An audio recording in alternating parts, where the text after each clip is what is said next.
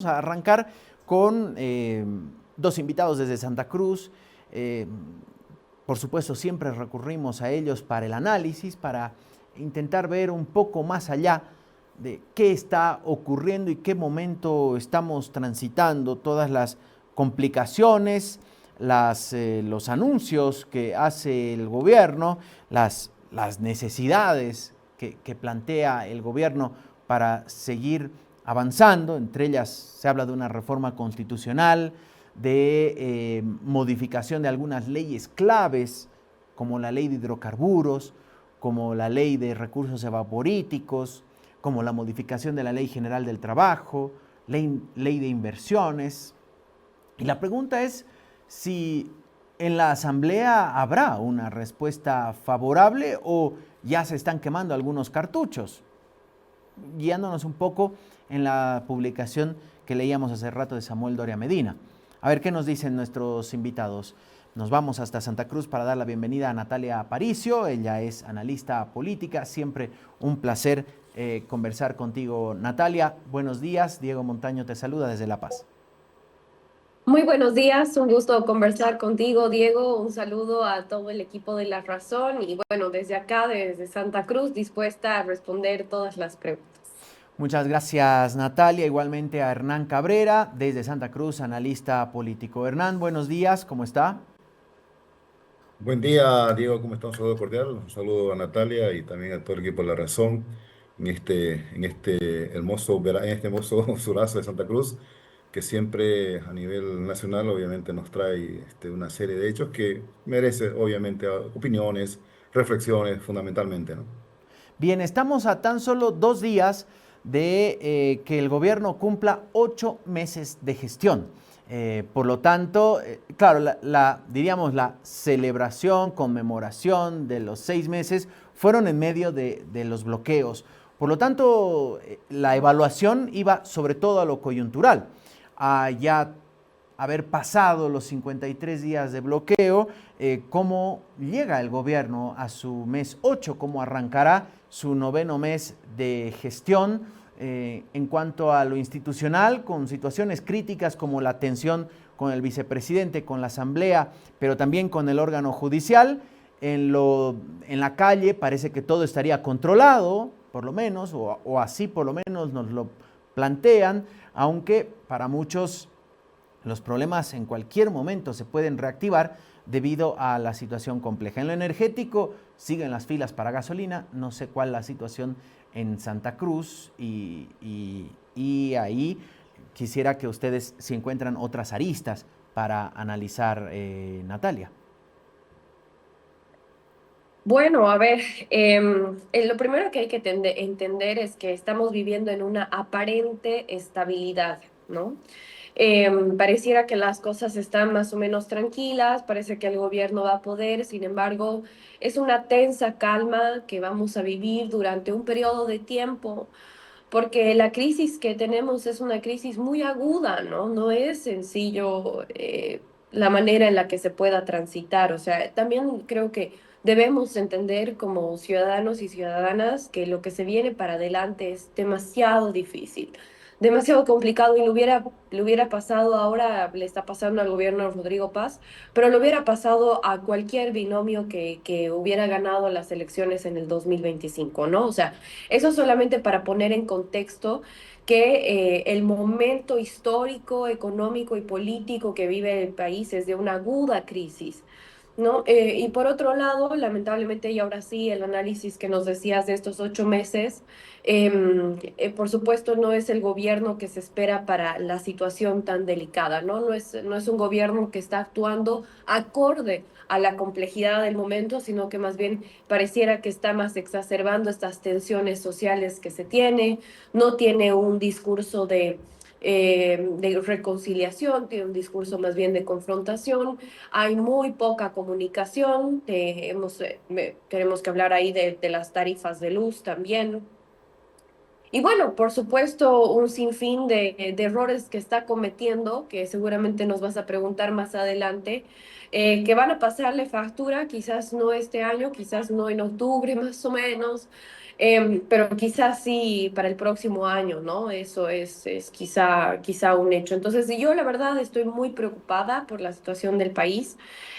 Ya estoy tan pesimista que ya he pegado la vuelta y ahora hasta me siento medio optimista de tan pesimista que he sido, porque ¿qué más quedaría, no? ¿Qué más quedaría? La situación es absolutamente compleja. Gracias Natalia por este, diríamos, primer pantallazo. De ahí iremos entrando en otros subtemas, pero no sé qué más identifica Hernán de situaciones complicadas o victorias, aciertos en estos 8 meses de gestión. Bueno, una de las cualidades del poder gubernamental, del poder político que en este momento está ejerciendo la función pública del gobierno, una de esas cualidades más allá que tiene otras, pero una de las cualidades es generar niveles de certeza en la población, ¿no? Niveles de certeza que le permita precisamente tener las condiciones de mejor desarrollo, mejores condiciones de vida, medidas adecuadas que vayan con el acontecer diario de la vida, ¿no? Y eso es lo que menos hoy, no tenemos certeza, ¿no? Y las medidas que se lanzan son maquilladas y detrás de esa medida vienen otras situaciones extremas, ¿no? Por ejemplo, obviamente, sin ser experto en la materia, sin ser economista, el gobierno te habla de una situación de estabilidad, que el dólar flexible va a generar mayor crecimiento, mayor inversión, etcétera. Pero vamos a la realidad, y hay una realidad también fluctuante con los precios. Una realidad que está creciendo un descontento de la población. Por ejemplo, yo te pongo un ejemplo concreto. Yo quiero un medicamento mensualmente, una caja que valía hace unas 2 semanas, 3 semanas, 320 bolivianos. Y este fin de semana fui a cobrarla. ¿Y cuánto costaba? 370 bolivianos. Y le pregunto por qué a la farmacéutica. Porque el dólar varía cada día y tenemos que sujetarnos a esos precios, ¿verdad? Entonces no hay certeza en ella. Y como también en Santa Cruz ya los transportistas han anunciado un paro o han anunciado acciones para subir el pasaje.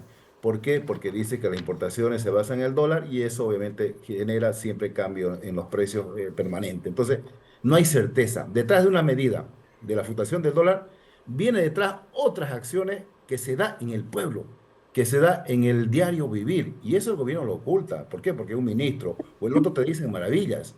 Te dicen, no, que el dólar fluctuante está bien, que vamos a generar lo mejor. Pero hay una realidad que es cambiante, fluctuante también, que genera malestares, que genera condiciones adversas para el ciudadano común, para nosotros, para los miles de jubilados que reciben una pensión miserable, que esa pensión que recibían hace 4 o 5 años, 2.500, 2.800, siguen percibiendo la misma cantidad sin haber generado mayor incremento. Entonces, te das cuenta, no hay certeza y esa lamentablemente en todas las acciones habidas por haber. Uno de los temas fluctuantes, el tema del precio del combustible, que si bien se ha liberado también la importación y la venta de los combustibles, pero ¿quiénes van a tener, por quiénes van a generar, quiénes van a tener acceso a eso?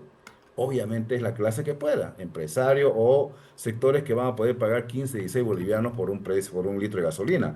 Pero mientras la gran parte de población que vive del día a día no va a poder. Entonces, te genera eso. Y sin duda alguna, como dice Natalia, creo que estamos en un compás de espera. Es un comper que se avecina como un volcán, ¿no? El volcán está despacito, luego va a erupcionar con mucha más gravedad de aquí a ¿cuántos días? 60 días más, porque ya queda poco ya queda casi 2 meses para que se levante el estado de excepción, que ahora estamos en comper. Es un comper que se viene agravando con la cuestión política, con también esta acción de incumplimiento del gobierno, porque el gobierno ha incumplido el acuerdo con la COM, de cajón, ¿verdad? Más allá que estemos o no estemos de acuerdo con los bloqueos. Yo he sido el primero que he criticado duro a los bloqueos porque eran ilegales, violentos, violaban los derechos humanos. He criticado al defensor del pueblo por sin accionar acciones para a favor del pueblo bloqueado. Pero que también si vos firmás un documento y te comprometes a no a generar situaciones de tensión, de un discurso fuerte, porque acabo de leer un ministro que dice, no, los líderes del bloqueo van a pagar las consecuencias, los líderes del bloqueo van a pagar lo que dio, pero no es el caso. Vos has firmado un convenio, un acuerdo con la COP. Entonces, trata por lo mínimo en ese aspecto de maquillarlo o generar situaciones no tan adversas, porque de antemano ya hay anuncios contrarios a esta decisión del gobierno de judicializar, de meter preso a los líderes de bloqueo. Que yo no estoy de acuerdo con ellos, con los bloqueadores, pero que tampoco es parte, no debería ser parte del accionar del gobierno, sino dedicarse plenamente en estos momentos a administrar la crisis. Y una crisis que lamentablemente el día de mañana, probablemente sin ser brujo, sin ser profeta del apocalipsis, nos va a generar problemas como ya ahora nos está generando en el diario vivir. A propósito de la crisis, hablemos un poco de economía y energía que están, diríamos, casi de la mano. Se han levantado los bloqueos ya prácticamente hace 2 semanas o un poco más. Las filas para conseguir gasolina y diésel continúan. Lo del diésel ya es dramático. Hablábamos con el sector exportador la anterior semana y nos decía el 60% de los vehículos de transporte de carga internacional están en las filas de algún surtidor en el país, esperando que haya diésel. Esto no se termina de solucionar. Todavía no hay noticias de gasolina de mala calidad. En teoría, justamente debido a los múltiples controles, supuestamente por eso se está tardando en despachar. Pero de ahí viene otro tema que lo analizábamos la anterior semana, y es este decreto en el que autoriza el incremento de la tarifa de luz hasta el 5% mensual. Entonces, estábamos haciendo nosotros la matemática, yéndonos al techo de arriba, la luz podría subir un 60% en los próximos 12 meses. Muy diferente a lo que ocurría con el anterior decreto del 2003, que decía 3% semestral.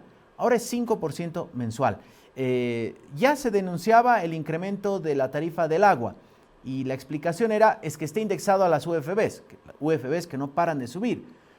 Y entonces, si estamos camino a una privatización, diríamos, de la comercialización de combustibles, y eso será más caro que el que vende YPFB.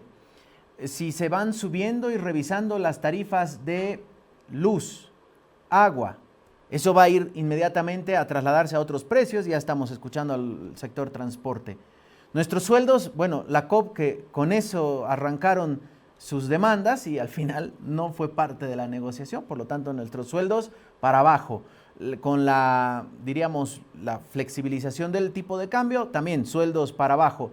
Digo, se nos viene un momento de apretarse mucho el cinturón y la pregunta es, ¿y para cuándo nos llega una buena? ¿Cómo tendrá que sortear el gobierno esta crisis económica que se viene de acá en adelante? Incremento de precios, inflación, recesión, no sé, Natalia. Sí, bueno, todo lo que has nombrado se trata de una transición entre un Estado que subvencionó muchas cosas y nos trajo una economía irreal, nos trajo una economía ficticia. Entonces es el proceso del paso de ese Estado, una filosofía también de Estado, a un Estado que va a dejar de subvencionar, pero no por una cuestión filosófica, ideológica, de cambio de horizonte, sino por una cuestión de dinero. Porque hemos entrado en una recesión muy grande, un déficit fiscal de muchísimos años, que nos está obligando al proceso de sincerar la economía. O sea, y en esto sí que voy a ser muy, muy clara, y no es que estoy lavándole la cara al gobierno ni nada por el estilo, pero el gobierno sí tiene que tomar estas decisiones, o sea, sí tiene que hacer este proceso de sinceramiento, ¿no? La luz va a subir, la energía va a subir, la energía en todos sus componentes, eso ya lo sabíamos, pero desde hace 3 años por lo menos que se venía todo esto, ¿no? Entonces, el tipo de cambio flexible lo teníamos que hacer, porque un tipo de cambio fijo, ok, te da certidumbre, pero la cosa es que uno tiene que respaldar ese tipo de cambio fijo y al final el Estado termina subvencionando importaciones en el caso del tipo de cambio fijo, ¿no? Entonces, en ese sentido, creo que el proceso de sinceramiento es correcto, se debe hacer. Lamentablemente, la luz que consumimos, las facturas de luz que teníamos eran facturas que no estaban acordes a la realidad material, sino que estaban acordes a simplemente una manera de gastar irracional del Estado. Entonces es normal que esto se venga. Ahora, ¿cuál es el tema y cuál debiera ser, digamos, el debate? Ok, hay que aceptar estas nuevas medidas económicas porque sinceramente no tenemos otra opción, pero y entonces sí podemos debatir sobre algo. y es la distribución de la crisis económica. ¿Cómo vamos a pagar? Todos tenemos que pagar la crisis. Entonces, ¿cómo se va a distribuir el pago de la crisis? Ese es, digamos, el debate, eh, porque, y espero yo personalmente que el gobierno, en este proceso de sincerar la economía, pueda distribuir la crisis de una forma racional y que no se lo lleve usualmente la gente que está abajo en la pirámide social, que es la mayoría de las personas que va a sufrir muchísimo más de lo que ya sufre, ¿no? Entonces, ¿cómo distribuir equitativamente esta crisis que la tenemos que pagar todos, que todos nos debemos ajustar los cinturones? Pero esperemos que a través de medidas económicas concretas el Estado no obligue a ajustarse más a los de abajo, sino que todos nos ajustemos por igual, por una cuestión de que a todos nos ha beneficiado por igual la subvención que hemos tenido en todo, porque no solamente hemos tenido subvención en gasolina y en diésel, hemos tenido subvención, como les decía, en importaciones con el tipo de cambio, hemos tenido también subvención en la energía, no nos olvidemos que la luz que tenemos en nuestras casas, el 70% depende del gas, el gas absolutamente barato en Bolivia, cosa que no pasa en muchísimos otros países del mundo. El gas es un privilegio en muchos otros países, pero aquí realmente cuánto pagábamos de factura en YPFB de gas, 13 bolivianos, 15 bolivianos, que era un precio ficticio, no era un precio real. Entonces, ahí está, digamos, el debate. ¿Qué se puede hacer? Y en ese sentido, he visto algunos decretos de parte del gobierno que son interesantes, digamos, la ampliación del bono Pepe, bueno, otros, por ejemplo, de créditos para el autotransporte, digamos, este alivio crediticio también para gremiales, para artesanos, es decir, para el cúmulo, digamos, de gente que tiene ahorita créditos. Entonces, como hay ciertas cosas, pero no vamos a poder escapar, o sea, no hay manera de escapar. Ha habido realmente mucha irresponsabilidad de parte de los gobiernos anteriores y ahora vamos a sufrir las consecuencias, y estamos sufriendo las consecuencias. Hernán, Perdón, sí. Diego, en este proceso de sinceramiento, yo creo que hay que asumirlo plenamente que el que está pagando o el que está poniéndole el hombro a la medida, el que está poniéndole el hombro al país, el que está pagando los platos rotos, como decimos, o sea, desde el primer momento ha sido la clase trabajadora, ha sido aquel hombre o mujer que todos los días agarra un micro, debe pagar, antes pagaba 2.50, ahora paga 3 pesos, quieren luego 4. Es el que está pagando las consecuencias, ¿verdad? Porque la mayoría de las medidas que se han aprobado ha sido para impulsar precisamente al sector agropecuario, al sector empresarial, etcétera, que está bien para generar fuentes de empleo, generar inversiones. Pero, ¿y qué de esta gran parte, que es la mayoría del pueblo, que tiene que sufrir, que tiene que asumir? ¿Te das cuenta esa falta de certeza que hay? Hay una medida que ya genera consecuencias en la energía eléctrica, en el consumo de la energía eléctrica. Si bien más allá de la subvención que todos nos hemos beneficiado, se han beneficiado empresarios, trabajadores, campesinos, indígenas, en menor medida, porque hoy en día usted vaya, yo conozco las comunidades guaraní, no tienen ni agua ya para tomar, no tienen ni energía eléctrica, varias comunidades guaraní indígenas. Entonces, ¿dónde ha estado este emergente desarrollo, esta presencia del Estado con los pueblos indígenas que lo empoderó con la condición política, con el discurso de la nacionalidad, etcétera, etcétera? Pero en la realidad, en los hechos, creo que ahí definitivamente hay un quiebre como lo hay en la cohesión interna del gobierno, que lamentablemente eso le da malas señales. Y ese sinceramiento, como plantea Natalia, tiene que ser después distribuido la crisis. No puede ser que el pueblo trabajador cargue con toda la crisis. Y los otros, como los mineros, que tienen también grandes beneficios, ¿verdad? Que están felices de la vida sin pagar impuestos, generan millones y millones de recursos económicos, Bueno, como los empresarios y otros. ¿qué, Entonces creo que qué ahí dice ese Hernán sinceramiento del, debe ser del para impuesto a las todos. grandes fortunas, ¿no? Fue esa la primera medida. Es También, decir, exacto, se quita el impuesto a las grandes fortunas exacto. para las 250 familias más ricas de este país y nos pasan la factura a todos los demás. Lo que se dejó de recaudar, que decían ni justificaba la cantidad de funcionarios, lo que se recaudaba, pero era, me imagino, 5 pesos más que lo de ahora. Exacto, exacto. O sea, ahí está claramente, ¿no? O la pretendida ley de la tierra, o no, perdón, la pretendida la ley que se fue anulada, que también beneficiaba obviamente a la venta libre de tierra, ¿no? Que fue que fue ya abrogada, ¿no? Entonces, hay cosas así. Y creo que hay que partir de lo que plantea Natalia, la distribución equitativa de la crisis. Así que, bueno, todos afrontemos la crisis, pero no solamente un sector que tiene condiciones. La importación libre de los carburantes que va incluso contra la constitución política del Estado, ¿verdad? Ahí hay otro quiebre constitucional. Entonces, yo creo que ahí hay retos del gobierno que tendrá que definitivamente hacer un análisis muy profundo internamente, si no quiere, lamentablemente, generar mayores condiciones de aquí cuando se acabe el estado de excepción. Sí, Vamos a otra de las yo, aristas. Dinos, Yo Natalia. quería, yo quería agregar y meter mi cuchara, discúlpame que te corte, Diego, pero un poco así para cerrar esta idea, mira, y de los privilegiados son también los mineros, ¿no? Mineros auríferos también, que pagan muy bajo, ¿no? O nada. Creo que también tenemos, sí, o sea, casi nada. Y además todo el mercado ilegal, es que ese también es el problema, la informalidad de nuestro país, pero además qué bonito sería también que empiecen a cobrar impuestos por ejemplo, a las plantaciones, sí, de hoja de coca, que debiera ser, Amén. Claro. pero también a la iglesia, ¿eh? Que pague impuestos también la iglesia, ¿no? Porque son también parte el corredor económico. Entonces, cuando A los hablamos de diezmos también, Natalia. distribución, Los diezmos claro, de los... cuando hablamos de distribución equitativa, de verdad Ujú. equitativa. Ujú. Claro, el tema de los diezmos y las iglesias en algún momento se había planteado, pero uno con las señales que va percibiendo de las actuales autoridades, me imagino que no se irá hacia ese lado a buscar.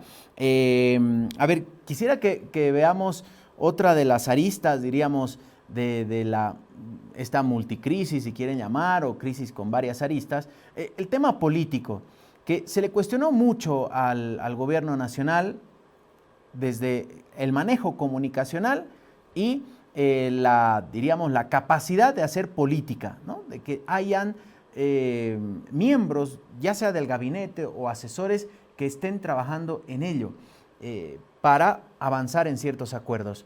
De acá en adelante se viene un tema muy tenso con la Asamblea.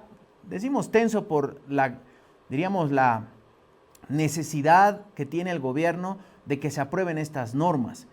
Incluso se habla de una reforma constitucional, algo que realmente en estas actuales condiciones lo ve muy difícil, pero por ahí se logra.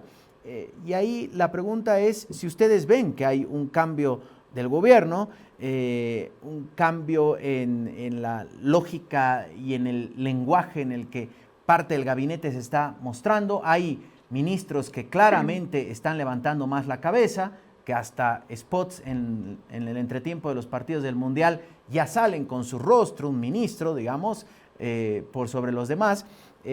Digo, ¿ya se está trabajando, perfilando algo en cuanto a gestión política o realmente siguen en intenciones, Natalia?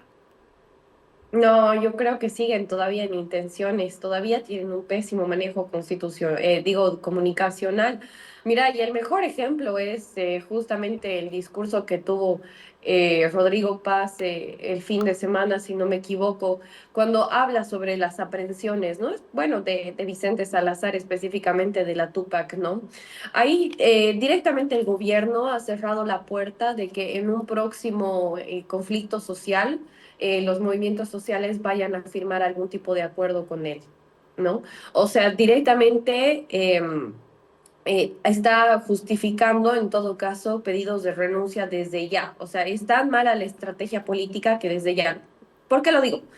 Recordemos que durante la conflictividad, los diferentes dirigentes, y esto no es por justificar a los dirigentes, por favor, es solamente como para entender la pésima estrategia política comunicacional, los dirigentes dijeron, nosotros no vamos a negociar no vamos a dialogar con Rodrigo Paz porque Rodrigo Paz no cumple los acuerdos. Por eso queremos que renuncie, porque no confiamos en su palabra. Entonces, lamentablemente, con las actuaciones que han tenido estos días, está ratificando la oposición la posición que ya tenían sectores movilizados, ¿no? Y por otro lado, también es correcto que se lleven a cabo los procesos bajo el debido proceso.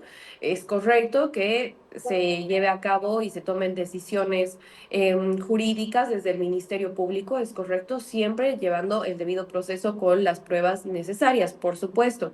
Pero entonces que el gobierno debe tener muchísimo cuidado con aquellos acuerdos que pacta, con aquellos puntos que firma, porque si no está perdiendo pues la palabra frente a sectores que pueden desestabilizar el propio gobierno y el día de mañana sacarlo. ¿No? Entonces está dando justificaciones y está cerrando puertas. Y ahora y peor en el manejo comunicacional, ¿no? Yo esperaba más bien un discurso más de reconciliación, de volver a unirnos, de más bien poner en un lugar directamente a las personas que quizá no están viendo el pacto nacional que se requiere y después volver a juntar a toda la población nuevamente. Entonces, sí, no, pésimo manejo comunicacional aún.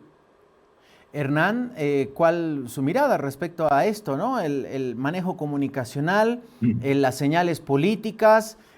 Decía Natalia, esperábamos un segundo tiempo, diríamos, del gobierno con una lógica de reconciliación o un discurso de reconciliación, pero parece que, diríamos, la ley de estado de excepción los ha fortalecido. ¿Cuál su mirada, Hernán? Bueno, yo creo que una de las cualidades que tuvo los gobiernos, los dos gobiernos del MAS de Evo y Arce, es precisamente la cohesión interna a nivel del legislativo, porque ahí hablaban todo el mismo idioma, y la cohesión interna del discurso político que emergían desde toda la instancia del gobierno, en sus redes sociales, en los medios de comunicación del Estado, en medios que estuvieron con ellos, etcétera. Había cohesiones en ambos lados, la legislativa, política y en el accionar del gobierno en todas instancias. Y eso es lo que hoy obviamente no vemos en el actual gobierno. ¿Por qué? Porque vos tenés un partido demócrata cristiano que está partido ya en dos. ¿Cómo es posible que una diputada permanentemente le pida cuenta, le pida la renuncia al presidente cuando fue sujeto del voto gracias a la dupla de Rodrigo y Arce? La otra quiebre, que definitivamente es quiebre, es la ruptura entre Rodrigo y el vicepresidente. Entonces, esto genera mucha complejidad en el accionar político.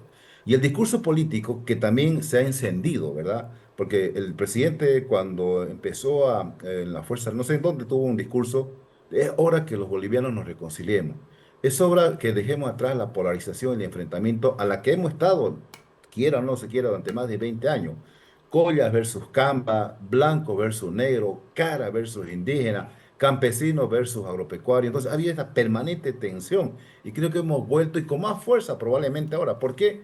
Porque el del poder político se arenga esta situación a raíz de las detenciones que se están dando a los dirigentes líderes de los bloqueos. Está bien que haya el proceso, estamos de acuerdo, pero vos tenés un acuerdo firmado y ahí también no podés borrar con el codo lo que has firmado. ¿Por qué? Porque está la palabra, la credibilidad, la confianza, la certeza del primer mandatario, que lo que dice se debe hacer.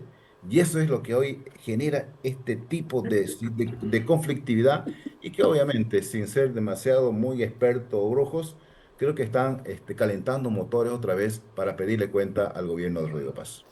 Se viene otra batallita, diríamos ya en lo institucional, el presupuesto general del Estado reformulado, que finalmente se aprobó sin observaciones en la Cámara Baja la anterior semana. Decían algunos asambleístas, no contempla, incluso Samuel Doria Medina, que fue muy crítico de esta aprobación, decía el gobierno le metió como quería y no escucharon las observaciones. Y ahí puso un pie o puso la mirada sobre, diríamos, la situación con las regiones. ¿De qué manera, si no hay la famosa redistribución de los recursos económicos hacia gobernaciones, hacia alcaldías, la nueva batalla del gobierno, institucionalmente hablando, puede ser con los gobiernos subnacionales? Porque la anterior semana, lo del órgano judicial, que también era un tema presupuestario, también fue una batallita que sigue ahí latente, diríamos, hasta que digan cómo va a ser. Pero empiezan lo institucional a ya pedirle cuentas al gobierno, Natalia. Sí, pero y es tal la corrupción dentro del Estado, es tanta Eh, es tan grave el problema que hemos visto a la diputada Lisa Claros de la Alianza Libre denunciando corrupción, ¿no? Y pagos, eh, no sabemos específicamente de quién, para aprobar el presupuesto general del Estado. Entonces, tenemos que ver como múltiples aristas en el análisis, ¿no? Y que por supuesto es parte de esto también las redes de corrupción tan profundas que penetran hasta la más mínima institución de nuestro pobre país, voy a decir, que somos en realidad no víctimas de discursos ideológicos, no somos víctimas de la derecha y la izquierda, principalmente somos víctimas de la corrupción.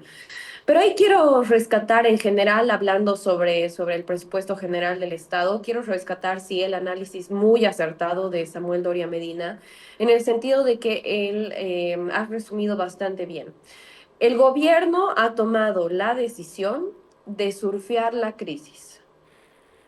El gobierno ha tomado la decisión de ver cómo va a sobrevivir ante una crisis. Y no así marcar un nuevo momento, una nueva etapa concreta con políticas de Estado múltiples que verdaderamente ataquen a la raíz del problema, ¿no? ¿Y qué significa esto? Lamentablemente significa mayor agonía, especialmente para los sectores que, como dice Hernán, del día a día están sufriendo en la calle, batallando qué van a comer, ¿no? Entonces es la extensión de la agonía sin una resolución clara, porque claro, no son lo suficientemente fuertes para hacerlo, no son, y tampoco lo trabajan.